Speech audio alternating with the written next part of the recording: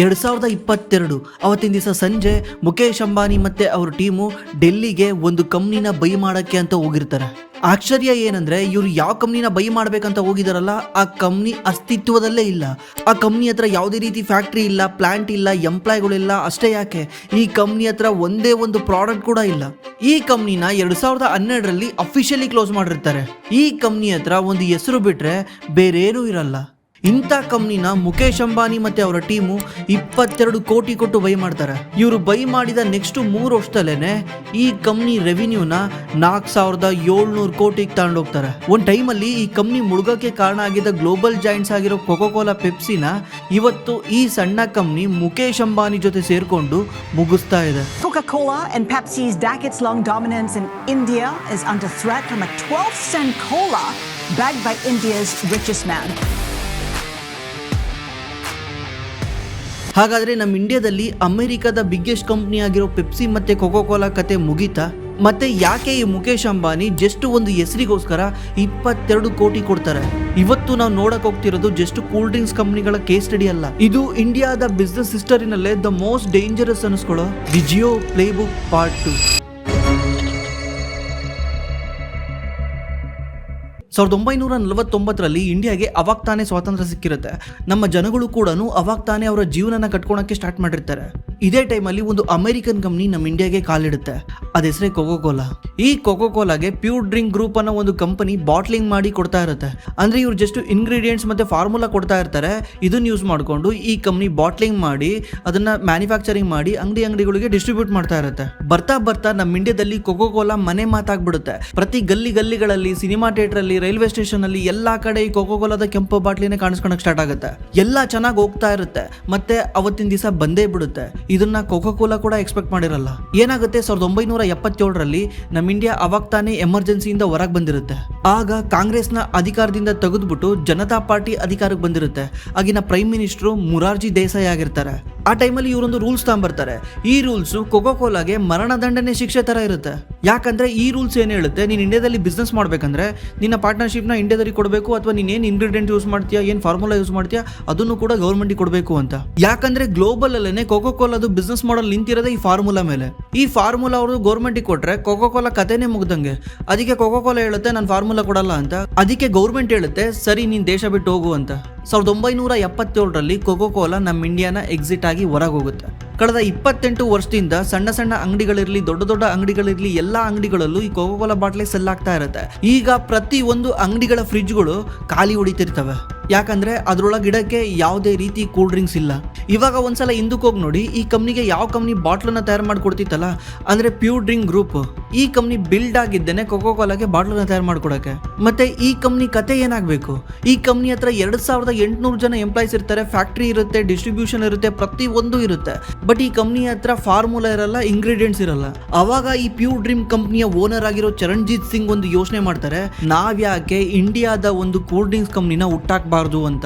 ಅವಾಗ್ಲೇ ಅವರು ಲಾಂಚ್ ಮಾಡ್ತಾರೆ ಈ ಕ್ಯಾಂಪಾ ಕೋಲಾ. ಈ ಕ್ಯಾಂಪಾ ಕೋಲಾದ ಜರ್ನಿ 1977ನೇ ಇಸ್ವಿಯಿಂದ ಸ್ಟಾರ್ಟ್ ಆಗುತ್ತೆ. 1977ರಿಂದ 1991ವರೆಗೂ ಈ ಕ್ಯಾಂಪಾ ಕೋಲಾಗೆ ಸುವರ್ಣ ಯುಗ ಅಂತ ಕರಿಬಹುದು. ಬೆಂಗಳೂರು ಇರ್ಲಿ, ಧಾರವಾಡ ಇರ್ಲಿ, ಹುಬ್ಳಿ ಇರ್ಲಿ, UP ಇರ್ಲಿ, ಬಿಹಾರ ಇರ್ಲಿ, ಎಲ್ಲಾ ಕಡೆನೂ ಈ ಕ್ಯಾಂಪಾ ಕೋಲಾದೇ ಮಾತಾಗಿರುತ್ತೆ. ಈ ಕ್ಯಾಂಪಾ ಕೋಲಾ ಅಷ್ಟು ಫೇಮಸ್ ಆಗ್ತಾ ಹೋಗುತ್ತೆ. ಯಾಕಂದ್ರೆ ಆ ಟೈಮಲ್ಲಿ ಕೊಕೊಕೋಲಾ ಇರ್ಲಿಲ್ಲ. ಹಂಗಂತ ಇವ್ರಿಗೆ ಯಾರು ಕಾಂಪಿಟೇಷನ್ ಇಲ್ಲ ಅಂತಲ್ಲ, ಇಂಡಿಯಾದ ಕಾಂಪಿಟೇಷನ್ ಕೂಡ ಇದ್ರು. ಅಂದ್ರೆ ಪಾರ್ಲೆಯ ಥಮ್ಸ್ ಅಪ್ ಮತ್ತೆ ಗೌರ್ಮೆಂಟ್ ಕಂಪ್ನಿ ಆಗಿರೋ 777 ಅನ್ನೋ ಒಂದು ಕಂಪ್ನಿ ಇತ್ತು. ಬಟ್ ಈ 777 ಅಷ್ಟೊಂದು ಚೆನ್ನಾಗಿರ್ಲಿಲ್ಲ. ಹೋಗ್ತಾ ಹೋಗ್ತಾ ಇದು ಫ್ಲಾಪ್ ಆಗೋಗುತ್ತೆ. ಯಾಕಂದ್ರೆ ಇದ್ರ ಟೇಸ್ಟ್ ತುಂಬಾ ಚೆನ್ನಾಗಿರ್ಲಿಲ್ಲ. ಬಟ್ ಥಮ್ಸ್ ಅಪ್ ಕೂಡ ಈ ಕ್ಯಾಂಪಾ ಕೋಲಾಗೆ ಒಳ್ಳೆ ಕಾಂಪಿಟೇಷನ್ ಕೊಡ್ತಾ ಇತ್ತು. ಬಟ್ ನಾರ್ತ್ ಇಂಡಿಯಾದಲ್ಲಿ ಕ್ಯಾಂಪಾ ಕೋಲಾನ ಬೀಟ್ ಮಾಡೋಕ್ಕೆ ಯಾರ ಕೈಲೂ ಆಗ್ತಾ ಇರಲಿಲ್ಲ. ಅಷ್ಟು ಸ್ಟ್ರಾಂಗ್ ಇತ್ತು ಕ್ಯಾಂಪಾ ಕೋಲಾ. ಎಲ್ಲ ಚೆನ್ನಾಗಿ ಹೋಗ್ತಾ ಇದೆ ಅನ್ನೋ ಅಷ್ಟೊತ್ತಿಗೆ 1991ರಲ್ಲಿ ಈ ಕಂಪ್ನಿಯ ನಿಜವಾದ ಡೌನ್ಫಾಲ್ ಸ್ಟಾರ್ಟ್ ಆಗ್ತಾ ಹೋಗುತ್ತೆ. ಈ ಕಂಪ್ನಿಯ ರೈಸ್ ಆಗಕ್ಕೆ ಕಾರಣನೂ ನಮ್ಮ ಗೌರ್ಮೆಂಟೇ. ಈ ಕಂಪ್ನಿ ಫಾಲ್ ಆಗಕ್ಕೂ ಕಾರಣನೂ ನಮ್ಮ ಗೌರ್ಮೆಂಟೇ. 1991ರಲ್ಲಿ ಇಂಡಿಯಾ ಫೈನಾನ್ಷಿಯಲ್ ಟ್ರಬಲ್ಗೆ ಬಂದಿರುತ್ತೆ. ಅದೆಲ್ಲ ನಿಮಗೆ ಗೊತ್ತೇ ಇದೆ. ಆ ಟೈಮಲ್ಲಿ ಈ ಟ್ರಬಲ್ ಇಂದ ತಪ್ಪಿಸ್ಕೊಬೇಕಂದ್ರೆ ನಮ್ಮ ಇಂಡಿಯಾ ನಮ್ಮ ಕಂಟ್ರಿನ ಲಿಬರಲೈಸೇಷನ್ ಮಾಡಬೇಕಿತ್ತು. ಅಂದ್ರೆ ಕಂಟ್ರಿನ ಓಪನ್ ಮಾಡಬೇಕಿತ್ತು. ಬೇರೆ ಬೇರೆ ದೇಶದ ಕಂಪ್ನಿಗಳು ಬಂದು ಇಂಡಿಯಾದಲ್ಲಿ ಇನ್ವೆಸ್ಟ್ ಮಾಡಿ ಬಿಸ್ನೆಸ್ ಮಾಡೋಕ್ಕೆ. ಅವಾಗಿನ ಫೈನಾನ್ಸ್ ಮಿನಿಸ್ಟರ್ ಆಗಿದ್ದ ಮನಮೋಹನ್ ಸಿಂಗ್ ಮತ್ತೆ ಪ್ರೈಮ್ ಮಿನಿಸ್ಟರ್ ಆಗಿದ್ದ ನರಸಿಂಹರಾವ್ ಸೇರ್ಕೊಂಡು ಲಿಬರಲೈಸೇಷನ್, ಗ್ಲೋಬಲೈಸೇಷನ್, ಪ್ರೈವೇಟೈಸೇಷನ್ ಅನ್ನೋ ಒಂದು LPG ಫಾರ್ಮ್ ನ ತಾಂಬರ್ತಾರೆ. ಇದರಿಂದ ಬೇರೆ ಬೇರೆ ದೇಶದ ಕಂಪ್ನಿಗಳು ನಮ್ಮ ಇಂಡಿಯಾಗೆ ಇವಾಗ ಎಂಟ್ರಿ ಕೊಡಬಹುದು. ಅದೇ ರೀತಿ ಫಸ್ಟ್ ಎಂಟ್ರಿ ಕೊಡೋದೇನೆ ಕೊಕೊಕೋಲಾ ಅಲ್ಲ, ಪೆಪ್ಸಿ. 1991 ಬರೋ ಅಷ್ಟೊತ್ತಿಗೆ ಪೆಪ್ಸಿ ಆಲ್ರೆಡಿ ನಮ್ಮ ಇಂಡಿಯಾದಲ್ಲಿ ಬಂದು ಕಾಲಿಟ್ಟಿರ್ತಾನೆ. ಮುಂದೆ ಹೋಗಿ 1993 ಕೋಕೋ ಕೋಲಾ ನಮ್ಮ ಇಂಡಿಯಾದಲ್ಲಿ ಕಾಲಿಡ್ತಾನೆ. ಇವನು ಕಾಲಿಟ್ಟ ತಕ್ಷಣ ಒಂದು ಮಾಸ್ಟರ್ ಸ್ಟ್ರೋಕ್ ಸ್ಟ್ರಾಟಜಿ ಮಾಡ್ತಾನೆ. ಏನಂದ್ರೆ ಪಾರ್ಲೆ ಹತ್ರ ಥಮ್ಸಪ್ ಇರುತ್ತಲ್ಲ, ಆ ಥಮ್ಸಪ್ನ ಇವನು ಬೈ ಮಾಡ್ತಾನೆ.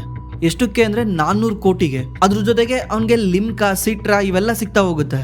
ಇದರಿಂದ ನೆಕ್ಸ್ಟ್ ಕಂಪಾ ಕೋಲಾಗೆ ಕಾಂಪೀಟ್ ಮಾಡೋ ಕಂಪ್ನಿಗಳು ಗ್ಲೋಬಲ್ ಕಂಪ್ನಿಗಳಾಗ್ತವೆ. ಒಂದು ಪೆಪ್ಸಿ, ಇನ್ನೊಂದು ಕೋಕೋ ಕೋಲಾ. ಯಾಕಂದ್ರೆ ಇಂಡಿಯಾದ ಎಲ್ಲ ಕಂಪ್ನಿಗಳನ್ನ ಕೋಕೋ ಕೋಲಾ ಬೈ ಮಾಡಿರ್ತಾನೆ. ಇವಾಗ ನೆಕ್ಸ್ಟ್ ಏನಾಗುತ್ತೆ, ಈ ಗ್ಲೋಬಲ್ ಕಂಪ್ನಿಗಳ ಹತ್ರ ಸಖತ್ತು ದುಡ್ಡು ಇರುತ್ತೆ. ಇವ್ರ ಹತ್ರ ಶಾರುಖ್ ಖಾನಿ ಕೊಡಕ್ ದುಡ್ಡಿರುತ್ತೆ, ಅಮೀರ್ ಖಾನಿ ಕೊಡಕ್ ದುಡ್ಡಿರುತ್ತೆ, ಸಚಿನ್ ತೆಂಡೂಲ್ಕರ್ ಕೊಡಕ್ ದುಡ್ಡಿರುತ್ತೆ. ಇವ್ರೇನ್ ಮಾಡ್ತಾರೆ, ಇದರ ಸೆಲೆಬ್ರಿಟಿ ಎಂಡೋರ್ಸ್ಮೆಂಟ್ ಮಾಡಿ ಇವರು ಬ್ರ್ಯಾಂಡ್ ನ ಫೇಮಸ್ ಮಾಡ್ತಾ ಹೋಗ್ತಾರೆ. ಬಟ್ ಕಾಂಪಾ ಕೋಲಾ ಹತ್ರ ಲಿಮಿಟೆಡ್ ಬಜೆಟ್ ಇರುತ್ತೆ, ಅದೇ ಓಲ್ಡ್ ಸೆಟಪ್ ಇರುತ್ತೆ, ಮತ್ತೆ ಯಾವುದೇ ರೀತಿ ಸೆಲೆಬ್ರಿಟಿಗಳು ಇರಲ್ಲ. ಇದರಿಂದ ಕಾಂಪಾ ಕೋಲಾ ನಿಧಾನಕ್ಕೆ ಇವೆರಡೂ ಕಂಪ್ನಿಗಳ ಮುಂದೆ ತಲೆ ಬಾಗ್ತಾ ಬರುತ್ತೆ.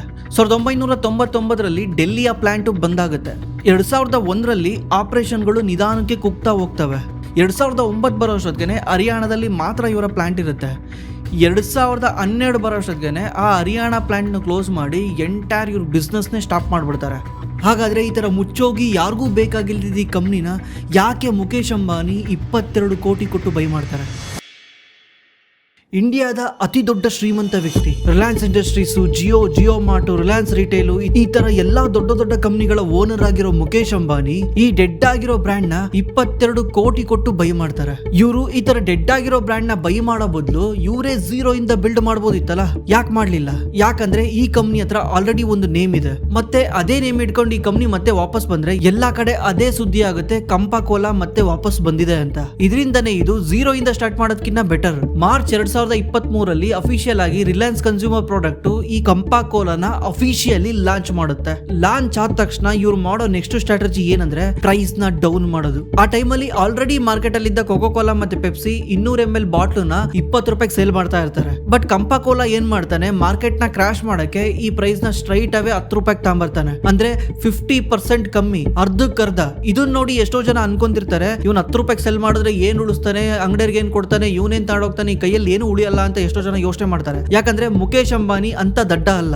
ರಿಲಯನ್ಸ್ ಗ್ರೂಪ್ ಹತ್ರ ಸುಮಾರು 15 ಲಕ್ಷ ಅಸೋಸಿಯೇಟ್ಸ್ ಇದಾರೆ. ಮತ್ತೆ ಇವ್ರ ಹತ್ರ Jio mart, Reliance fresh, Reliance mart ಈ ತರ ಲಾಟ್ ಆಫ್ ಶಾಪ್ಸ್ ಇದಾವೆ. ಮತ್ತೆ ರಿಲಯನ್ಸ್ ದೇ ಓನ್ ಲಾಜಿಸ್ಟಿಕ್ಸ್ ಇದೆ. ಅದೇ ನೀವು ಪೆಪ್ಸಿ ಮತ್ತೆ ಕೋಕ್ ಕಂಪೇರ್ ಮಾಡಿ, ಪೆಪ್ಸಿ ಮತ್ತೆ ಕೋಕ್ ಏನ್ ಮಾಡ್ತಾರೆ, ಅವರು ಮಿಡಲ್ ಮ್ಯಾನ್ ಇಟ್ಕೊಂಡು ಸೆಲ್ ಮಾಡ್ತಾರೆ. ನೀವು ಮಿಡಲ್ ಮ್ಯಾನ್ ಇಟ್ಕೊಂಡು ಸೆಲ್ ಮಾಡಿದ್ರೆ ಅವನಿಗೆ ಬೇರೆ ಕಮಿಷನ್ ಕೊಡ್ಬೇಕು, ಅವನೊಂದ್ ಸ್ವಲ್ಪ ತಗೊಂಡು ಅದು ಡಿಸ್ಟ್ರಿಬ್ಯೂಟರ್ ಸ್ವಲ್ಪ ಕೊಟ್ಟು ಆಮೇಲೆ ಅದು ಅಂಗಡಿಗಳಿಗೆ ಹೋಗುತ್ತೆ. ಬಟ್ ರಿಲಯನ್ಸ್ ಏನ್ ಮಾಡ್ತಾನೆ, ಡೈರೆಕ್ಟ್ ಆಗಿ ಅಂಗಡಿಗಳಿಗೆ ಕಳಿಸ್ತಾರೆ. ಇದರಿಂದ ರಿಲಯನ್ಸ್ ಗೆ ಮಧ್ಯದಲ್ಲಿ ಯಾರಿಗೋ ಕೊಡ್ಬೇಕನ್ನೋ ಒಂದು ಟೆನ್ಷನ್ ಇಲ್ಲ. ಮತ್ತೆ ರಿಟೇಲ್ ಶಾಪ್ಗಳಿಗೆ ಅಂದ್ರೆ ಅಂಗಡಿಗಳಲ್ಲಿ ಇಟ್ಕೊಂಡು ಮಾರ್ತಾರಲ್ಲ, ಅವ್ರಿಗೆ ಕಂಪಾ ಕೋಲಾ 6-8% ಕಮಿಷನ್ ಕೊಡ್ತಾನೆ. ಅದೇ ಪೆಪ್ಸಿ ಮತ್ತೆ ಕೋಕೋ ಕೋಲಾ 3.5% ಕಮಿಷನ್ ಕೊಡ್ತಾರೆ. ಇವಾಗ ನೀವೇ ಯೋಚನೆ ಮಾಡಿ, ನಿಮ್ದೊಂದು ಕಿರಾಣಾ ಶಾಪ್ ಇದೆ, ಬೆಳಿಗ್ಗೆ 7 ಗಂಟೆಗೆ ಬರ್ತೀರಾ, ಅಂಗಡಿ ಓಪನ್ ಮಾಡ್ತೀರಾ, ಸಂಜೆವರೆಗೂ ಅಂಗಡಿನಲ್ಲಿ ಕೆಲಸ ಮಾಡ್ತೀರಾ, 8 ಗಂಟೆ ಕ್ಲೋಸ್ ಮಾಡ್ತೀರಾ. ಇಷ್ಟೆಲ್ಲ ಮಾಡ್ಬೇಕಂದ್ರೆ ನಿಮ್ಗೊಂದ್ ಸ್ವಲ್ಪ ಲಾಭ ಆಗ್ಬೇಕಾ? ಈಗ ನೀವು ಲಾಭ ಮಾಡ್ಬೇಕಂದ್ರೆ ಏನ್ ಮಾಡ್ತೀರಾ? ಪೆಪ್ಸಿ ಕೋಕೋ ಕೋಲಾ ಸೆಲ್ ಮಾಡ್ತೀರಾ, ಕಂಪಾ ಕೋಲಾ ಸೆಲ್ ಮಾಡ್ತೀರಾ? ಯಾಕಂದ್ರೆ ಕಂಪಾ ಕೋಲಾದಲ್ಲಿ ಮಾರ್ಜಿನ್ ಜಾಸ್ತಿ ಸಿಗುತ್ತೆ. ಈ ತರ ಕಿರಾಣಾ ಅಂಗಡಿಗಳು ಆಟೋಮೆಟಿಕ್ಲಿ ಅವ್ರ ಫ್ರಿಡ್ಜ್ ಅಲ್ಲಿ ಕಂಪಾ ಕೋಲಾನೇ ಇಡ್ತಾ ಹೋಗ್ತಾರೆ. ನೀವು ಇಲ್ಲಿ ಸ್ವಲ್ಪ ಅಬ್ಸರ್ವ್ ಮಾಡಿ, ಈ ರಿಲಯನ್ಸ್ ಇಂಡಸ್ಟ್ರಿ ಯಾವ ತರ ಮಾರ್ಕೆಟಿಂಗ್ ಸ್ಟ್ರಾಟಜಿ ಮಾಡ್ತಾನೆ ಅಂತ. ಯಾಕಂದ್ರೆ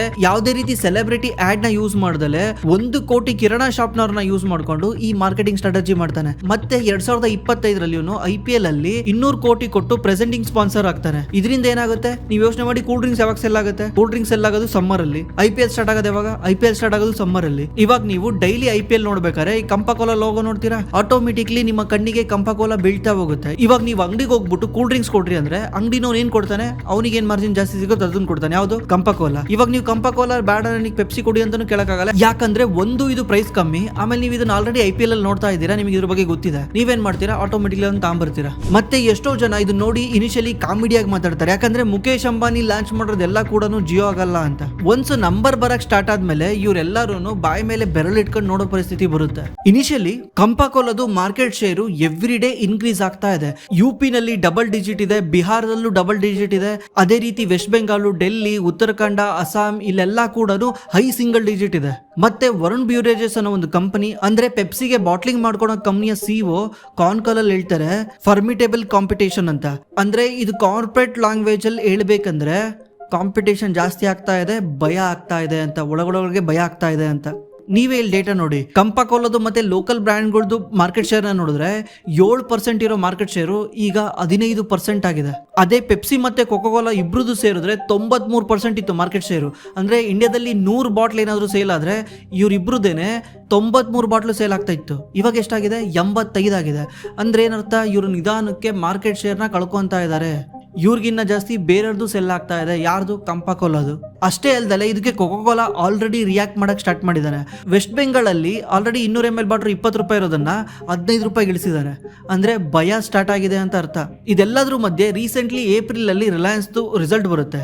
ಈ ಕಂಪ್ನಿ ರಿಸಲ್ಟ್ ಅಲ್ಲಿ ರಿಲಯನ್ಸ್ ಕಂಪ್ನಿಯ ಸಿಇಒ ಆಶುತೋಷ್ ಗೋಯಲ್ ಅನೌನ್ಸ್ ಮಾಡ್ತಾರೆ, 2023ರಲ್ಲಿ 0 ಇದ್ದ ಈ ಕಂಪ್ನಿಯ ರೆವಿನ್ಯೂ 2025ರಲ್ಲಿ 4700 ಕೋಟಿಗೆ ಹೋಗುತ್ತೆ. ಕೇವಲ 3 ವರ್ಷದಲ್ಲಿ ಈ ಕಂಪ್ನಿ 0 ಇಂದ ಅದು 22 ಕೋಟಿ ಕೊಟ್ಟು ಬೈ ಮಾಡಿರೋದು. ಅದು ರೆವಿನ್ಯೂ ಅಲ್ಲ, ಆ ಟೈಮಲ್ಲಿ ಆಲ್ರೆಡಿ ಕಂಪ್ನಿ ಮುಚ್ಕೊಂಡು ಹೋಗಿರುತ್ತೆ. 0 ಇರುತ್ತೆ ರೆವಿನ್ಯೂ. ಈ ರೆವಿನ್ಯೂನ 4700 ಕೋಟಿಗೆ ತಗೊಂಡೋಗ್ತಾರೆ ಜಸ್ಟ್ 2 ವರ್ಷದಲ್ಲಿ. ಮತ್ತೆ ತುಂಬಾ ಜನ ಇದೇ ರೀತಿ ಆರ್ಗ್ಯೂ ಮಾಡ್ತಾರೆ, ಇದು ಇನಿಷಿಯಲಿ ಸೇಲ್ಸ್ ಜಾಸ್ತಿ ಆಗ್ತಿದೆಯಲ್ಲ, ಇದೇನಕ್ಕೆ ಅಂದ್ರೆ ನಮ್ಮ ತಂದೆ ತಾಯಿ ಕಾಲದಿದು ಅವರೆಲ್ಲರೂ ಯೂಸ್ ಮಾಡಿರೋದ್ರಿಂದ ಅವ್ರಿಗೆ ಮತ್ತೆ ಬ್ರ್ಯಾಂಡ್ ಬಂದಿರೋದ್ರಿಂದ ಒಂಥರ ಹಳೆದೆಲ್ಲ ನೆನಪಾಗಿ ಕನ್ಸ್ಯೂಮ್ ಮಾಡ್ತಾ ಇದ್ದಾರೆ, ಇದು ಬಹಳ ದಿವಸ ನಡೆಯಲ್ಲ ಅಂತ. ಆಕ್ಚುಲಿ ಇದು ಕಂಪ್ಲೀಟ್ಲಿ ಸುಳ್ಳು. ಯಾಕಂದ್ರೆ ಈ ಕಂಪ್ನಿಯ ಕೂಲ್ ಡ್ರಿಂಕ್ಸ್ ಕುಡಿಯೋರು ಎಲ್ಲರೂ 18ರಿಂದ 35 ವರ್ಷದ ಒಳಗಡೆ ಇರೋರು. ಇವರು ಈ ಕಂಪಾಕೋಲಾ ಲಾಂಚ್ ಆಗೋ ಟೈಮಲ್ಲಿ, ಈ ಕಂಪಾಕೋಲಾ ಪೀಕ್ ಇರೋ ಟೈಮಲ್ಲಿ ಊಟ ಇರಲಿಲ್ಲ. ಬಟ್ ಎಷ್ಟೋ ಜನ ಇದನ್ನ ನೀಟಾಗಿ ಅರ್ಥ ಮಾಡ್ಕೊಂತಿಲ್ಲ. ಕಂಪಾಕೋಲಾ ಅನ್ನೋದು ಜಸ್ಟ್ ಒಂದು ಕೂಲ್ ಡ್ರಿಂಕ್ಸ್ ಅಲ್ಲ, ಇದು ಅಂಬಾನಿಯ ನ್ಯೂ ಜಿಯೋ 2.0 ಸ್ಟ್ರಾಟಜಿ. ಜಿಯೋ ಇಂದ ಯಾವ ರೀತಿ ಮಾರ್ಕೆಟ್ ನ ಗ್ರಾಬ್ ಮಾಡಿದ್ರಲ್ಲ, ಅದೇ ರೀತಿ ಇವಾಗ ಎಲ್ಲಾನು ಗ್ರಾಬ್ ಮಾಡಕ್ ಹೋಗ್ತಿದ್ದಾರೆ. ಎಂಟೈರ್ FMCG ಸೆಕ್ಟರ್ ಗ್ರಾಬ್ ಮಾಡಕ್ ಹೋಗ್ತಿದ್ದಾರೆ. ನೀವಿಲ್ಲಿ ನೋಡಿ, ಕಂಪಾಕೋಲಾ ಬಂದ್ಬಿಟ್ಟು 10 ರೂಪಾಯಿ, ತಡ್ಕಾ ರಸಿಕ್ ಅಂತ ಬಂದ್ಬಿಟ್ಟು ಅದನ್ನು 10 ರೂಪಾಯಿಗೆ ಸೆಲ್ ಮಾಡ್ತಾರೆ. ಮತ್ತೆ ಗ್ಲೂಕೋಸ್ ಎನರ್ಜಿ ಕೂಡ 10 ರೂಪಾಯಿಗೆ ಸೆಲ್ ಮಾಡ್ತಾರೆ. ಸ್ಪೋರ್ಟ್ಸ್ ಡ್ರಿಂಕ್ ಅಂತ ಅದನ್ನು 10 ರೂಪಾಯಿಗೆ ಸೆಲ್ ಮಾಡ್ತಾರೆ. ಮತ್ತೆ ಇಂಡಿಪೆಂಡೆಂಟ್ ವಾಟರ್ ಇದನ್ನು ಕೂಡ 10 ರೂಪಾಯಿಗೆ ಸೆಲ್ ಮಾಡ್ತಾರೆ. ಇದೆಲ್ಲ ರಿಲಯನ್ಸ್ ಗ್ರೂಪ್. ಮತ್ತೆ ನೀವು ಯಾವ್ದಾವ್ದು ಸಮ್ಮರ್ ಅಲ್ಲಿ ಬಾಯಾರಿಕೆ ಆಗಿದೆ ಅಂತ ಹೋಗಿ ನೀವು ಅಂಗಡಿಗೆ ಹೋಗಿ ಏನಾದ್ರು ತಗೊಂಡ್ರೆ ಅದೆಲ್ಲ ಕೂಡ ರಿಲಯನ್ಸ್ದೇ ಆಗಿರುತ್ತೆ. ನೀವು ಕೇಳೋದನ್ನು ರಿಲಯನ್ಸ್ ಪ್ರಾಡಕ್ಟೇ, ಸೆಲ್ ಮಾಡೋನು ರಿಲಯನ್ಸ್ ಪ್ರಾಡಕ್ಟೇ. ಯಾಕಂದ್ರೆ ಈ ತರ ಸ್ಟ್ರಾಟಜಿನ ಅಂಬಾನಿ 2016ರಲ್ಲೇ ಲಾಂಚ್ ಮಾಡಿ ನೋಡಿದ್ದಾರೆ. ನಿಮ್ಗೆಲ್ಲ ಗೊತ್ತೇ ಇದೆ. ಜಿಯೋ ಏನ್ ಮಾಡಿದ್ರು, ಜಿಯೋದಲ್ಲಿ free data, free currency, free internet ಅಂತ ಕೊಟ್ಟು ಎಂಟೈರ್ ಮಾರ್ಕೆಟ್ನೇ ಗ್ರಾಬ್ ಮಾಡಿದ್ರು. 11 ಜನ ಕಾಂಪಿಟೇಟರ್ ಇರ್ತಾರೆ ಆ ಟೈಮಲ್ಲಿ. ಇವತ್ತೆಷ್ಟು ಜನ ಇದ್ದಾರೆ? 3 ಜನ ಇದ್ದಾರೆ. ರಿಯಲ್ ಆಗಿ ಎಷ್ಟು ಜನ ಇದ್ದಾರೆ? ಇಬ್ಬರೇ ಇರೋದು. ಇವತ್ತು ಅದೇ ತರ ಸ್ಟ್ರಾಟಜಿನ ಈ FMCG ಸೆಕ್ಟರ್ ಮಾಡಬೇಕು ಅಂತ ಪ್ಲಾನ್ ಮಾಡ್ತಾ ಇದ್ದಾರೆ. ಓಕೆ, ನಿಮಗೆಲ್ಲರೂ ಇದನ್ನ ನೋಡಿ ಏನು ಅನ್ಸಿರುತ್ತೆ, ವಾವ್ ನಮ್ಮ ಇಂಡಿಯನ್ ಕಂಪ್ನಿ ಯಾವುದೋ ಫಾರಿನ್ ಕಂಪ್ನಿನ ಹೊಡೆದಾಗ್ತಾ ಇದೆ, ಫಾರಿನ್ ಕಂಪ್ನಿ ಕಾಂಪಿಟೇಟ್ ಮಾಡ್ತಾ ಇದೆ, ಫಾರಿನ್ ಕಂಪ್ನಿನ ಮುಳುಗಿಸ್ತಾ ಇದೆ ಅಂತ ಖುಷಿ ಆಗುತ್ತೆ. ಅದು ನಿಜಾನೇ, ನಮ್ಮ ಇಂಡಿಯನ್ ಕಂಪ್ನಿ ಫಾರಿನ್ ಕಂಪ್ನಿಗಳನ್ನ ಮುಳುಗಿಸಿದ್ರೆ ನಮ್ಗೆ ಒಳ್ಳೇದೆ. ಬಟ್ ಪ್ರಾಬ್ಲಮ್ ಏನಂದರೆ, ಜಸ್ಟ್ ಇವರು ಈ ಫಾರಿನ್ ಕಂಪ್ನಿಗಳ ಜೊತೆ ಫೈಟ್ ಮಾಡ್ತಾ ಇಲ್ಲ, ನಮ್ಮ ಇಂಡಿಯನ್ ಕಂಪ್ನಿಗಳ ಜೊತೆನೇ ಫೈಟ್ ಮಾಡ್ತಾ ಇದ್ದಾರೆ. ಈಗ ಮೇನ್ ಯಾರಿದಾರಲ್ವಾ, ದೊಡ್ಡವ್ರು ಅಂತ ಕರೆಸ್ಕೊಂಡವರು, ಇವರೆಲ್ಲರೂ ಅಷ್ಟೇ. ಈಗ ಅದೇ ನೀವು ಅಮೆರಿಕಾದಲ್ಲಿರೋ ಕಂಪ್ನಿ ತಳಿ, ಅಮೆರಿಕಾದಲ್ಲಿರೋ ಕಂಪ್ನಿ ಏನಾದರೂ ಗ್ರೋ ಆಗಬೇಕಂದ್ರೆ ಅವ್ರು ಏನು ಮಾಡ್ತಾರೆ, ಗ್ಲೋಬಲಲ್ಲಿ ಹೋಗಿ ಗ್ರೋ ಆಗ್ತಾರೆ. ಫಸ್ಟು ಅಮೆರಿಕಾದಲ್ಲಿ ಒಂದ್ಸಲ ಗ್ರೋ ಆದಮೇಲೆ ಅವ್ರು ನೆಕ್ಸ್ಟ್ ದೇಶಕ್ಕೆ ಹೋಗ್ತಾರೆ, ಬೇರೆ ದೇಶಕ್ಕೆ ಹೋಗ್ತಾರೆ. ಅಮೆರಿಕ ಅಷ್ಟೇ ಅಲ್ಲ, ಎಲ್ಲ ಗ್ಲೋಬಲಿರೋ ಬ್ರ್ಯಾಂಡ್ ಹಂಗೆ ಮಾಡೋದು. ಇಂಡಿಯಾದಲ್ಲಿರೋ ಯಾವುದೋ ಒಂದು ಗ್ಲೋಬಲ್ ಬ್ರ್ಯಾಂಡ್ ಹೇಳಿ ನೋಡೋಣ. ಇಂಡಿಯಾದಲ್ಲಿರೋ ಬ್ರ್ಯಾಂಡು ಗ್ಲೋಬಲಲ್ಲಿ ಎಲ್ಲ ಕಡೆ ಸಿಗುವಂಥ ಬ್ರ್ಯಾಂಡು ಯಾವ್ದು ಹೇಳಿ ನೋಡೋಣ? ಯಾವುದೂ ಇಲ್ಲ. ನಮ್ಮ ಇಂಡಿಯಾದಲ್ಲಿ ಹೆಂಗಂದ್ರೆ ನಮ್ಮ ಹತ್ರ ಕಾಂಪೀಟ್ ಮಾಡಕ್ಕೆ ಬರ್ತಾರೆ. ನೀನು ಚೆನ್ನಾಗಿ ಮಾಡ್ತಿದ್ಯಾ, ನೀನು ಒಂಚೂರು ಲಾಭ ಮಾಡ್ತಿದ್ಯಾ, ನೀನು ಅದನ್ನು ಕಿತ್ಕೊಂಡ್ಬಿಡೋಣ, ನಿನ್ನ ಜೊತೆ ಲಾಭ ಮಾಡ್ಬಿಡೋಣ ಅಂತ. ಈಗ ಏಷ್ಯನ್ ಪೇಂಟ್ಸ್ ಮಾಡ್ತಾ ಇದ್ನ, ಏಷ್ಯನ್ ಪೇಂಟ್ಸಿಂದ ಇವನು ಆದಿತ್ಯ ಬಿರ್ಲಾ ಬಂದು ಇದು ಮಾಡ್ದ. ಈಗ ಅಲ್ಟ್ರಾಟೆಕ್ ಬಂದ್ಬಿಟ್ಟು ವೈರ್ ಆ್ಯಂಡ್ ಕೇಬಲ್ಸಲ್ಲಿ ಎಂಟ್ರಿ ಆಗ್ತಾ ಇದ್ದಾನೆ. ಆಲ್ರೆಡಿ ಯಾರೋ ದುಡ್ಡು ಮಾಡ್ತಾ ಇದ್ದಾರೆ ಅಂದರೆ ಅಲ್ಲೋಗಿ ಎಂಟ್ರಿ ಆಗೋದು, ಅಲ್ಲೋಗಿ ಏನೋ ಕೆಡ್ಸಕ್ಕೆ ಹೋಗೋದು, ಯಾರು ದುಡ್ಡು ಮಾಡಿಲ್ದಂಗೆ ಮಾಡೋದು. ಕಾಂಪಿಟೇಷನ್ ಒಳ್ಳೇದೇನೆ, ಬಟ್ ಗ್ಲೋಬಲ್ ಕಂಪ್ನಿಗಳಿಗೂ ಕಾಂಪೀಟ್ ಮಾಡಿ ಬರೀ ನಮ್ಮ ಇಂಡಿಯನ್ ಕಂಪ್ನಿಗಳಿಗೆ ಕಾಂಪೀಟ್ ಮಾಡಿದ್ರೆ ಮೊನೋಪೊಲಿ ಆಗಿ ಹೋಗುತ್ತೆ. ನಾಳೆ ಒಂದು ದಿವಸ ಗ್ಲೋಬಲ್ ಕಂಪ್ನಿಗಳು ಬಂದ್ಬಿಟ್ಟು ನಿಮ್ಮನ್ನ ಹಿಂಡಾಕ್ಬಿಡ್ತವೆ. ಯಾವ ರೀತಿ ಚೈನಾ ಬಂದು ಈ ಮೊಬೈಲ್ ಬ್ರ್ಯಾಂಡ್ಗಳಿಗೆ ಮಾಡೋದಲ್ಲ ಆ ಥರ. ಇದ್ರ ಬಗ್ಗೆ ಗೌರ್ಮೆಂಟ್ ಏನಾದರೂ ಒಂದು ಮಾಡಬೇಕು, ಒಂದು ಗ್ರೂಪು ಇಷ್ಟೇ ಬಿಸ್ನೆಸ್ ಮಾಡಬೇಕು, ಇಷ್ಟು ಲಿಮಿಟ್ ಮಾಡಬೇಕು ಅಂತ. ಅಮೆರಿಕಾದಲ್ಲೂ ಇದೆ, ಇಲ್ಲ ಅಂತಲ್ಲ. ಬಟ್ ಅಮೆರಿಕಾದಲ್ಲಿ ಅಮೆಝಾನ್ 2ರಿಂದ 3 ಬಿಸ್ನೆಸ್ ಮಾಡುತ್ತೆ ಮ್ಯಾಕ್ಸಿಮಮ್. ಅಮೆಝಾನ್ ರಿಟೇಲ್ ಇದೆ, ಅಮೆಝಾನ್ ವೆಬ್ ಸರ್ವಿಸ್ ಇದೆ, ಅದೇ ಕ್ಲೌಡ್ ಸರ್ವಿಸ್ ಇದೆ ಅಂತ 1-2 ಬಿಸ್ನೆಸ್ ಮಾಡುತ್ತೆ. ಅದೇ ರೀತಿ ಮೆಟಾದು ಫೇಸ್ಬುಕ್, ವಾಟ್ಸಪ್, ಇನ್ಸ್ಟಾಗ್ರಾಮು.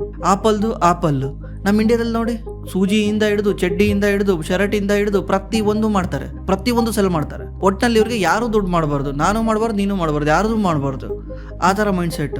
ಬಟ್ ಇದು ಚೇಂಜ್ ಆದರೆ ತುಂಬ ಒಳ್ಳೇದು. ಇಂಡಿಯನ್ ಕಂಪ್ನಿಗಳು ಗ್ಲೋಬಲಲ್ಲಿ ಹೋಗಿ ನಾವು ಗ್ಲೋಬಲಲ್ಲಿ ನಂಬರ್ 1 ಕಂಪ್ನಿಗಳು ಆಗ್ತೀವಿ ಅಂತ ಆಂಬಿಷನ್ ಇಟ್ಕೊಳೋ ಬದಲು ಇಂಡಿಯಾದಲ್ಲಿ ನಂಬರ್ 1 ಆಗ್ತೀವಿ, ಇಂಡಿಯಾದಲ್ಲಿ ಎಲ್ಲನೂ ನಾವೇ ಕಂಟ್ರೋಲ್ ಮಾಡ್ತೀವಿ ಅಂತ ತಲೆ ಕೆಡಿಸ್ಕೊಂತಾರೆ. ಇದು ಒಳ್ಳೇದಲ್ಲ. ನೋಡೋಣ ಯಾವಾಗ ಚೇಂಜ್ ಆಗುತ್ತೆ ಅಂತ.